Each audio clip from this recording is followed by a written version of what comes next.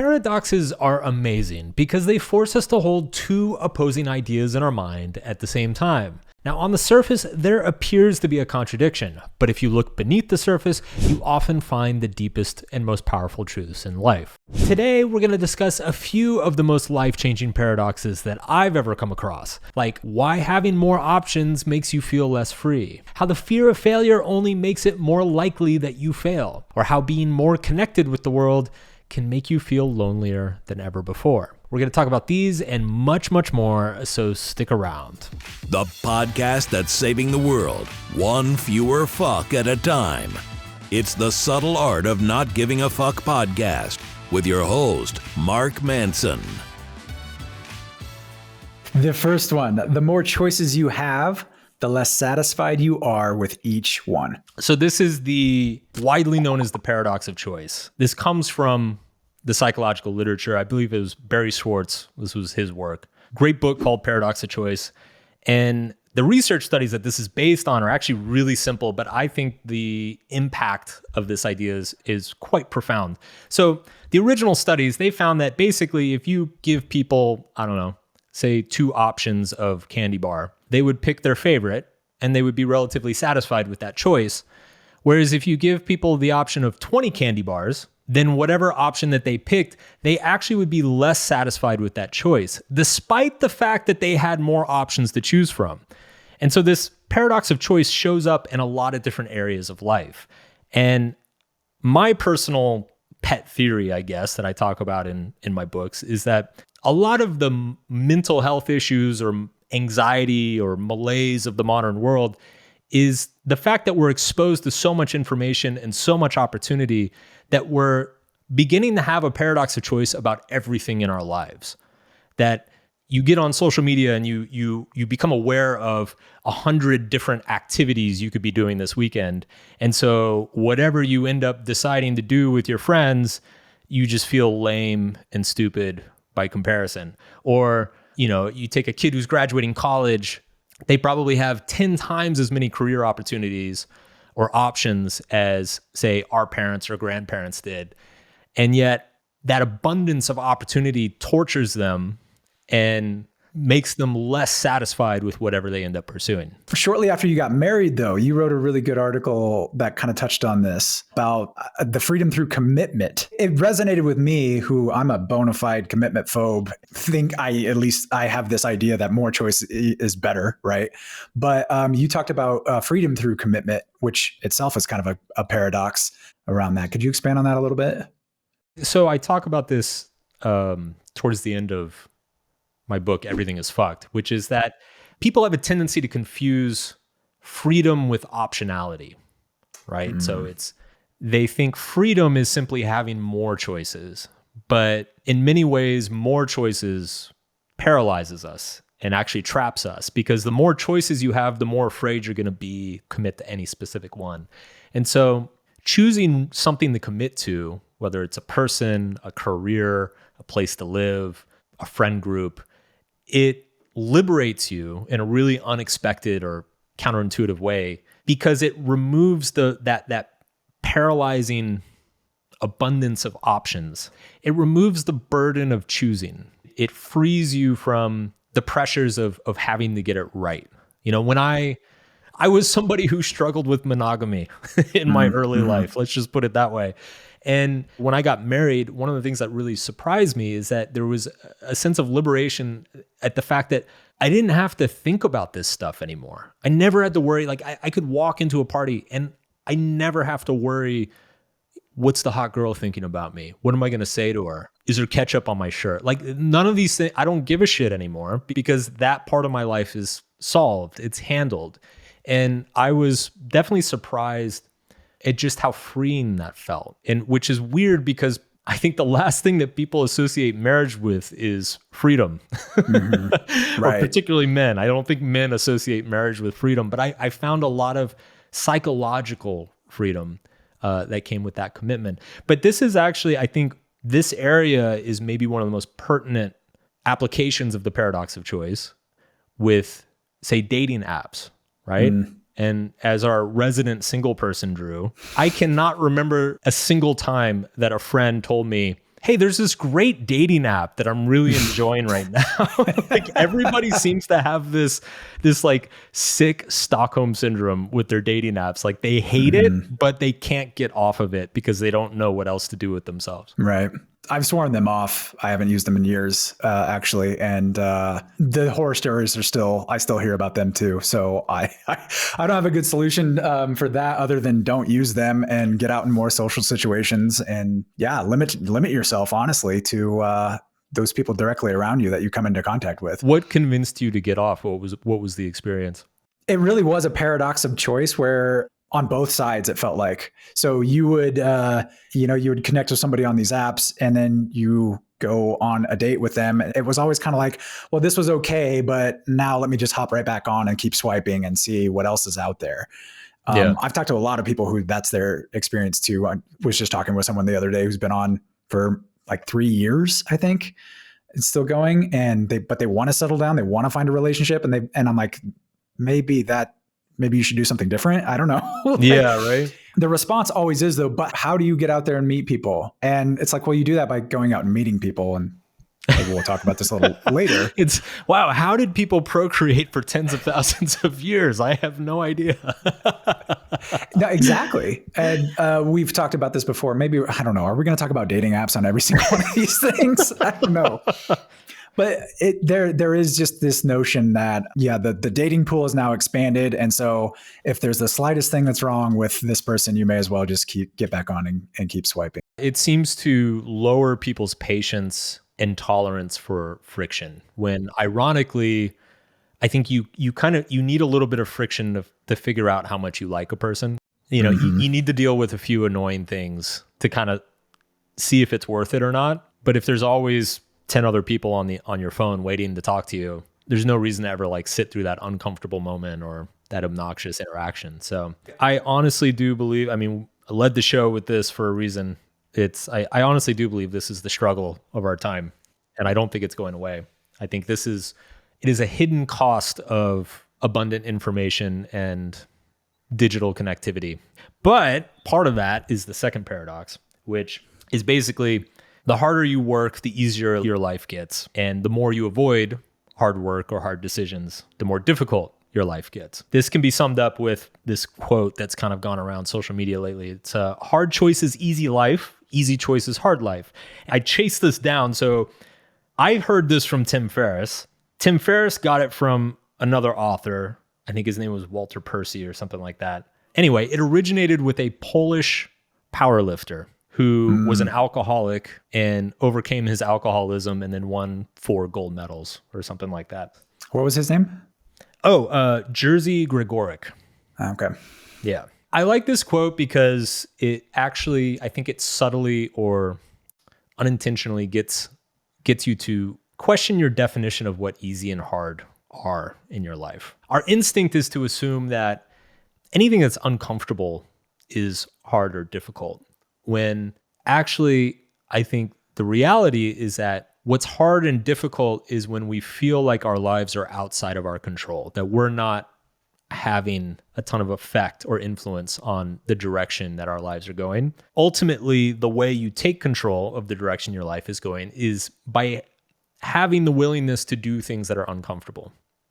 So if you redefine hard or difficult away from being discomfort and instead redefine it as problems that are outside of your control, it can lead you to a much easier life. You kind of touched on this in a previous episode we did too about, for example, being unhealthy is hard, working out is hard, right? You made that point. And yeah, so it's not about the difficulty necessarily. It's not about the discomfort. It's more focused towards the outcome. Yeah. And one is within your control. Like, so in that example, that's the important part. Yeah. Yeah. In that example, when you work out, you're choosing the discomfort. Whereas when you're being a couch potato, you're not choosing the discomfort. And of course you get kind of this backwards law thing that goes on, which is, the more discomfort you're willing to put your body through, the more comfortable you become in most everyday circumstances. The healthier, the more agile, the stronger you become. It's the same thing with, say, having difficult conversations. The more depth you get at having difficult conversations, the easier navigating say, workplace politics or crazy family members at Christmas, all that stuff starts to get much, much simpler for you. So this year I've really cleaned up my diet. I've really focused on that and kind of, got rid of a lot of like carbs, processed foods, most sugar. And somebody will inevitably say, "Oh, so you don't have any joy left in your life," as if eating carbs and sugar and processed food is like the only way I could get joy out of my life. But I've really had to stop and think about that. And I'm like, actually, no, I feel so much better. And you talked with Derek Sivers about this, the shallow happy versus deep happy, right? Yeah.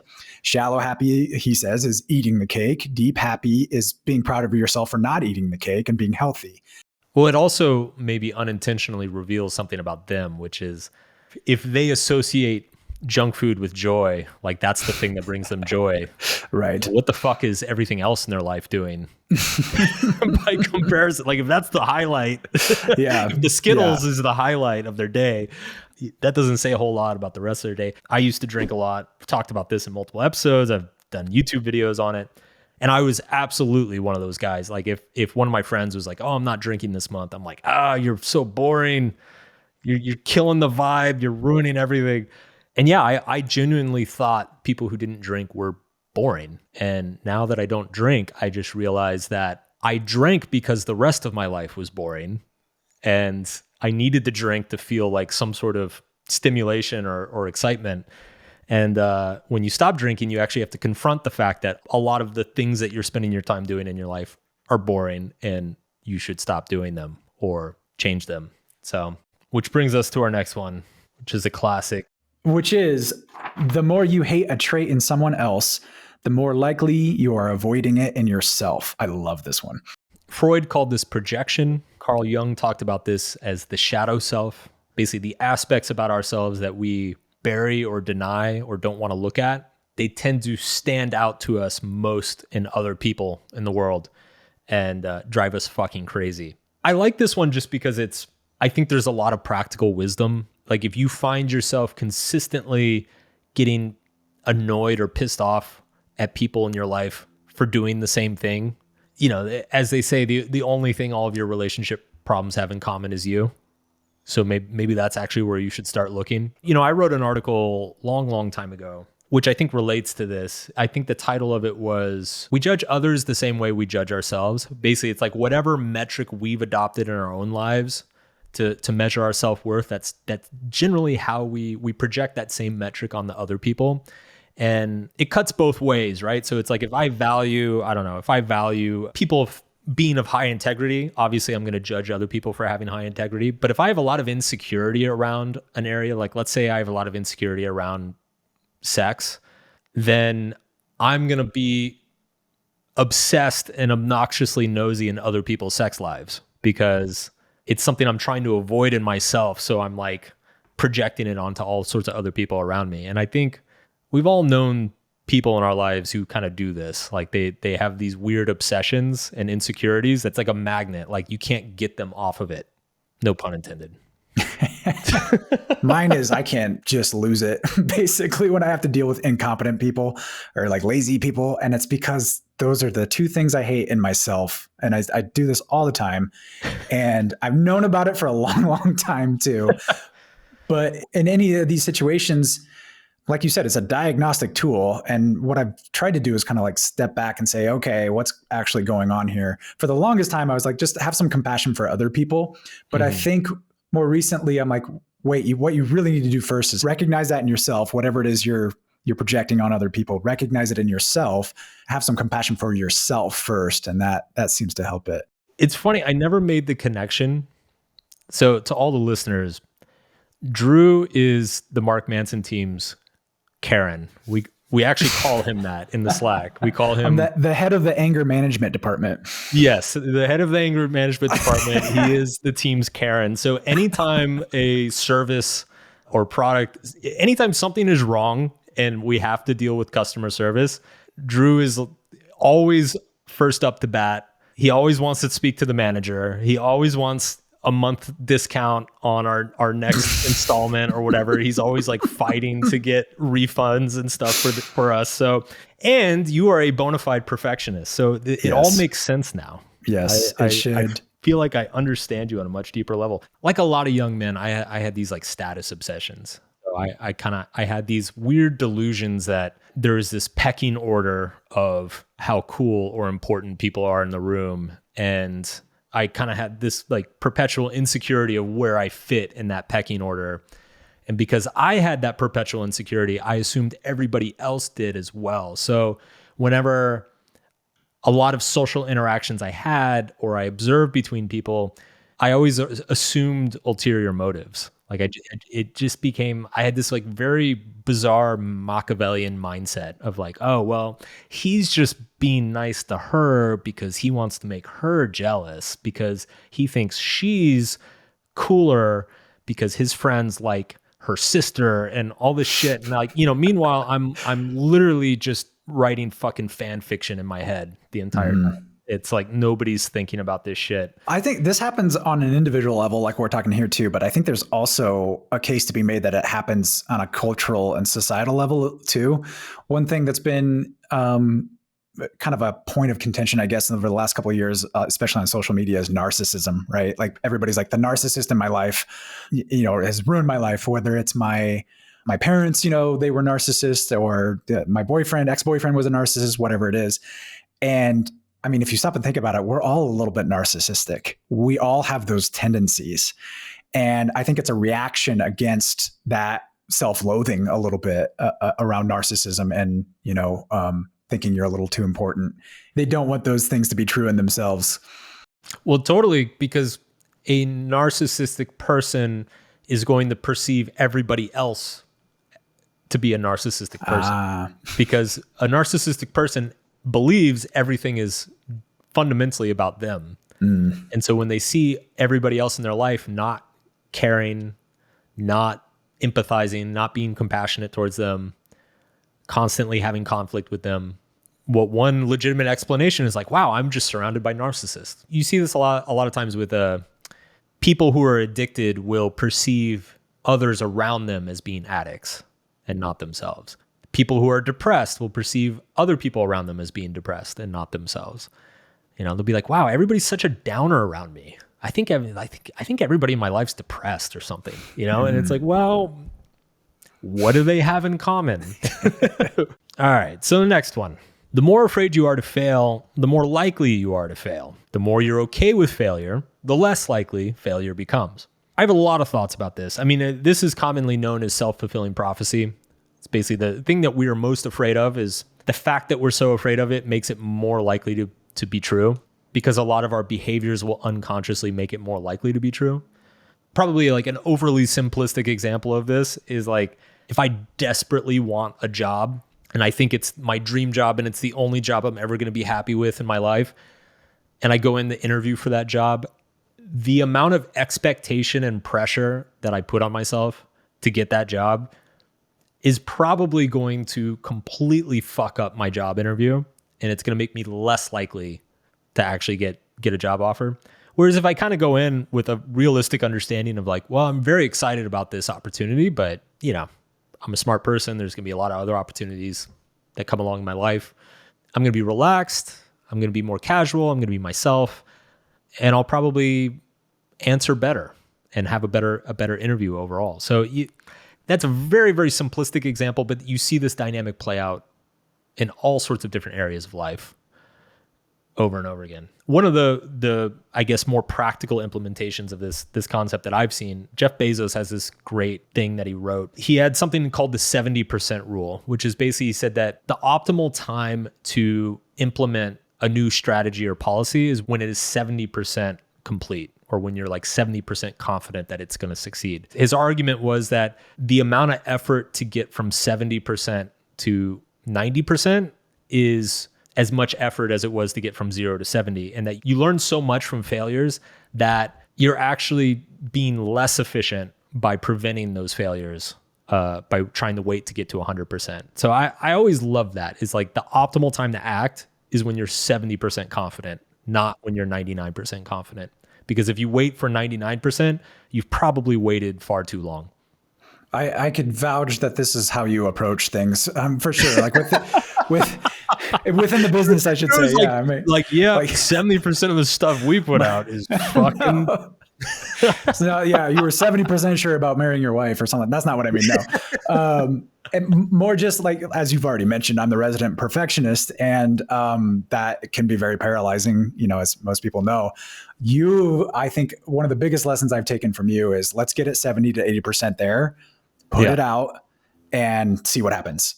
Because what we've found, what I've learned over all the years working with you is that there's usually about 100% chance that we're going to change something. The thing you think is a home run is almost never a home run. And the thing that ends up being the home run is always something that you're like shocked it went so well. Yeah. I've been doing this for 15 years now. I've been publishing online. And I am still, to this day, consistently wrong in my predictions of how my work will be received by people.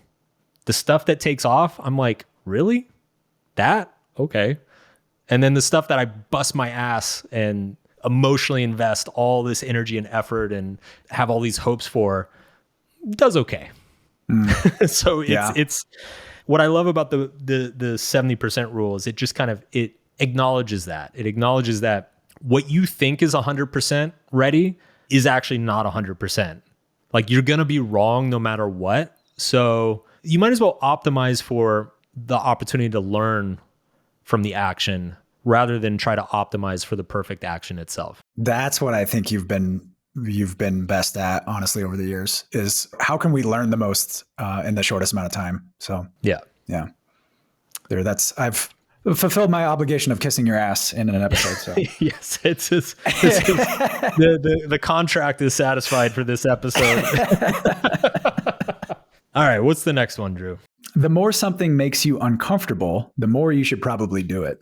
I think this is something that people underestimate. I've personally found it very useful within myself to recognize when a particular thought or idea pops up in my head. My immediate visceral reaction is like, ooh, no, don't think about that. I should probably think about that. It took many, many years to kind of train myself to do that because that is not natural, obviously. But I've just seen it so many times, both in my own life and other people's lives, that the proportion of impact that something will have on the trajectory of your life is often directly proportional to how afraid you are of doing it or thinking about it. And so whenever you see fear, just instinctually lean into it.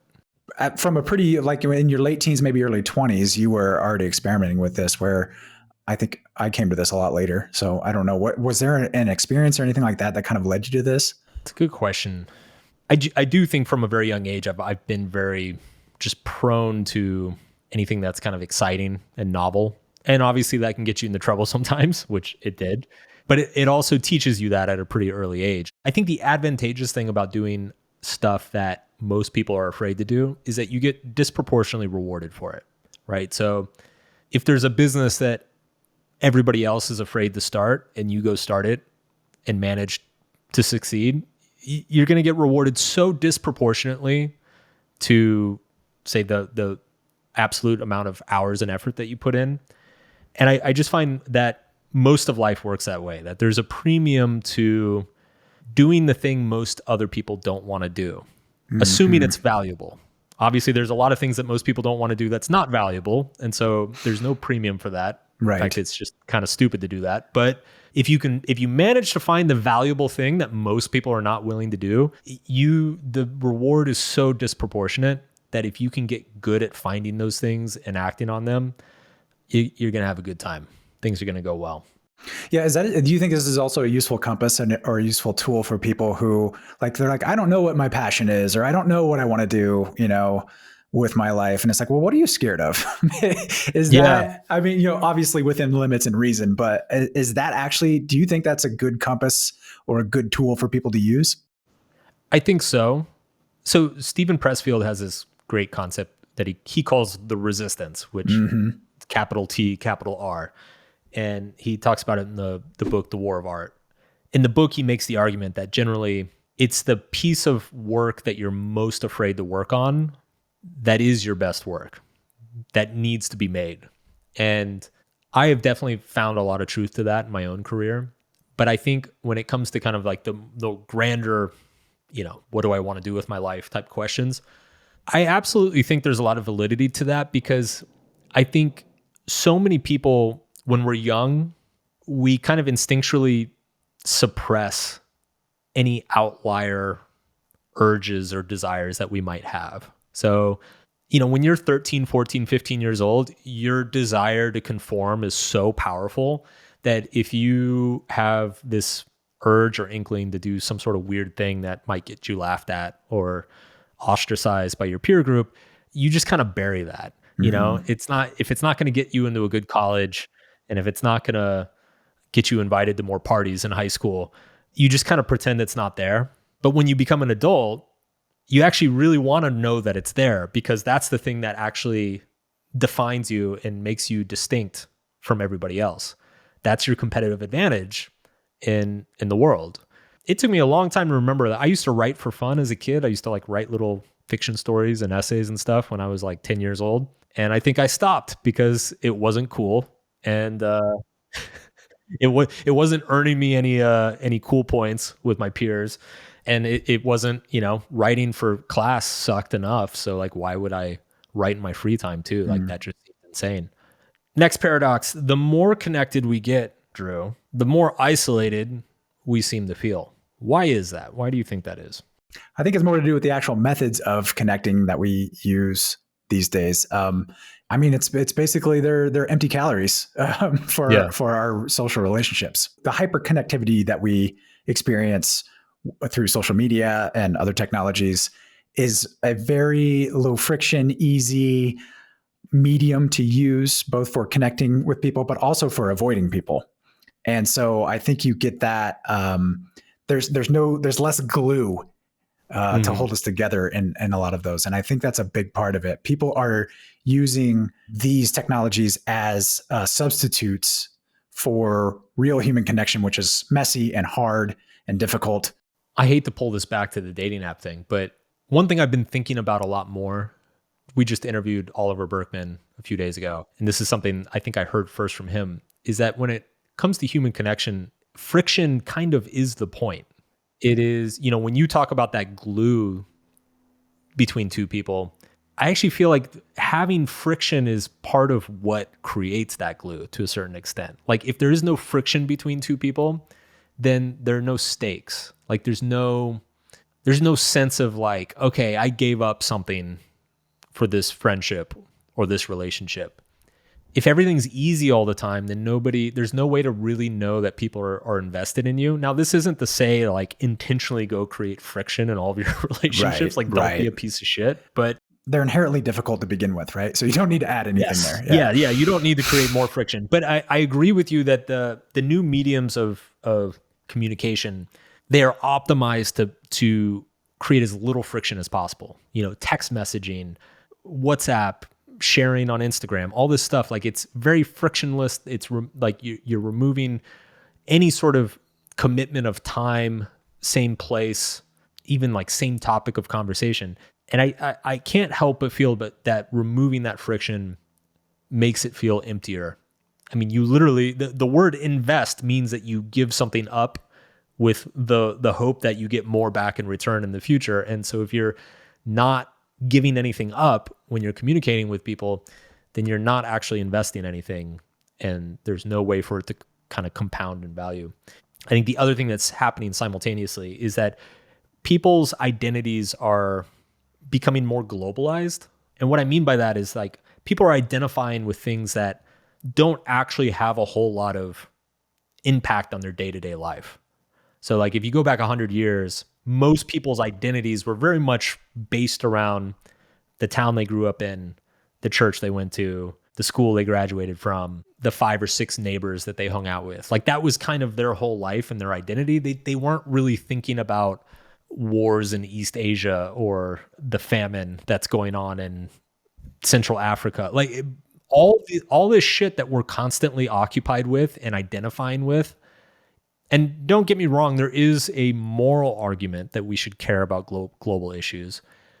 But if you're basing your identity and a lot of the energy of your free time being emotionally invested in these global issues, ultimately, like, those things don't come home and create meaning in your day-to-day life. It worries me that these sorts of global news issues, it feels like they're becoming sports to a lot of people. Ugh, And yeah. I don't say that, I'm not trying to diminish what's happening in these places, because what's happening in these places is very serious. But for those of us who are not in those places, I see a lot of people who are adopting kind of the same relationship with these issues as hardcore sports fans do Yeah. with their sports teams. You Yeah. know, it's like they wake up every day, it's the first thing they check. They hope their team is scoring points, and whether they are or not, they're going to get online and start arguing in their side's favor. But then they have cover too, Mark, because it's not sports. It's real live, Right. important things. And so I should care about this, and look how smart I am, right? Yeah, but I mean, what the fuck are you actually doing? Yep. Like, Yeah. like what are you doing? That's ultimately what it comes down to. Oh, that's cool. Yeah, you posted on TikTok. You got a lot of likes. What the fuck are you doing? Go get a job. All right, last one.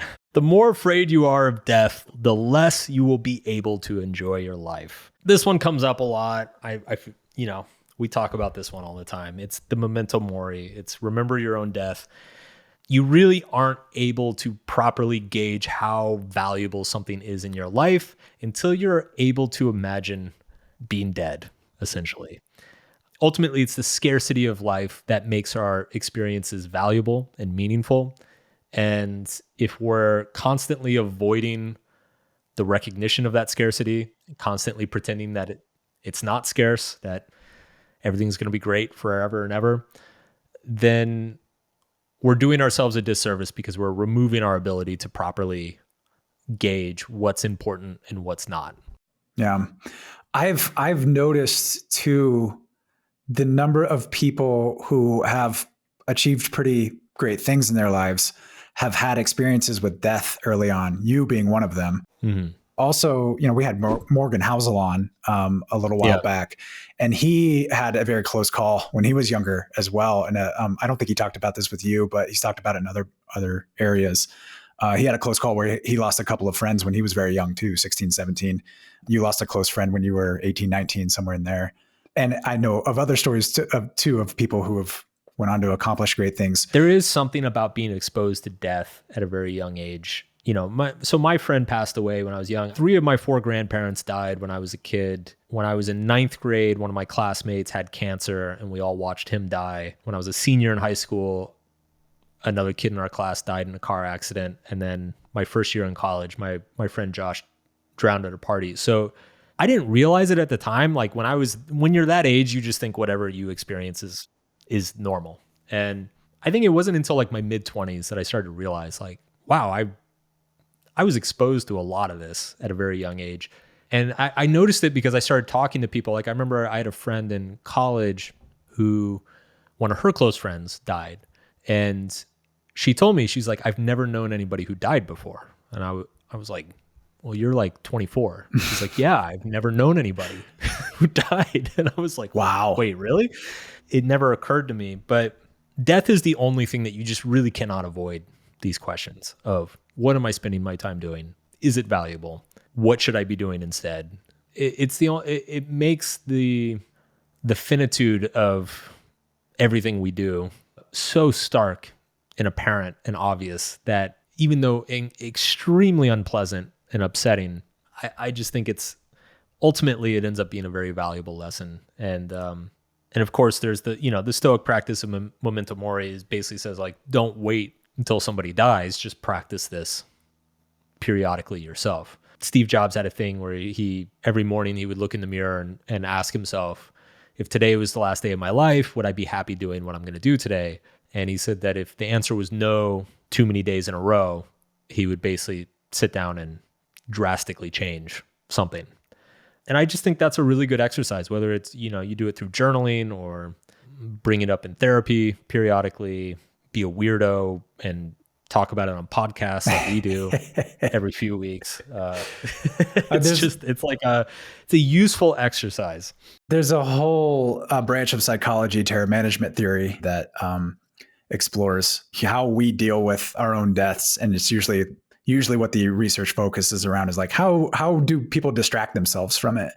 But as we've already said in one of these earlier paradoxes, facing the hard things, that's probably the way to go. Hard things, easy life, hard things. Yeah. That's what she said. Keeping it classy here at the Subtle Art Podcast. That's it. That's all the paradoxes. The last paradox is that the more you like and subscribe to this podcast, the better it gets. Is that a paradox? I don't even know if that's a paradox. Or the more insecure we get. I don't know. How does that might be. The more 5-star reviews we get, the smarter we become. Please give us your energy, listeners. Give us your power.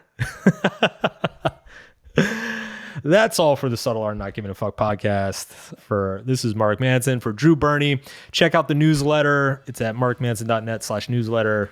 Like, share my shit. I don't know. Buy my book. We'll see you next time.